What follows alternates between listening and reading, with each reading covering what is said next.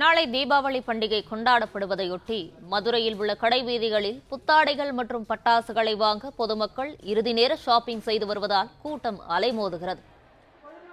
இதுகுறித்தான முழு விவரங்களோடு இணைந்திருக்கிறார் செய்தியாளர் ராஜ்குமார். விவரங்கள்.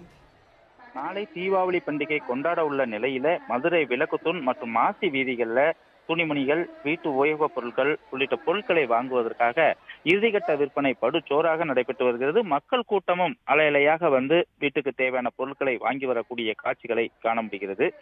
நாளை தீபாவளி கொண்டாடப்படக்கூடிய நிலையில தான் இன்று புத்தாடைகள் மட்டுமல்லாது இந்த பகுதியில தலையணை, தரைவிரிப்பு, மிதியடி, பனியன், வேஷ்டி, சேலை போன்றவையும் மற்றும் சிறுவர்களுக்கான ஆடைகள் மற்றும் குடை, பிளாஸ்டிக் பொருட்கள், பாத்திரங்கள் என உள்ளிட்ட விதவிதமான பொருட்களை மற்றும் கம்மல், தோடு உள்ளிட்டவையும் திடீரென முளைத்த தரைக்கடைகள்ல கூட விற்பனைக்கு வைத்திருக்கிறார்கள். அவற்றை வாங்குவதற்காக மதுரை மாநகர் பகுதிகளான கேப்புதூர், மூன்று மாவடி, ஐயர் பங்களா, தபால் தந்தி நகர் உள்ளிட்ட பகுதிகளிலிருந்தும் புறநகர் பகுதிகளிலிருந்தும் மக்கள் அலையலையாக வந்து அவர்கள் வீட்டுக்கு தேவையான பொருட்களை இப்பகுதியில் வந்து வாங்கி செல்கிறார்கள்.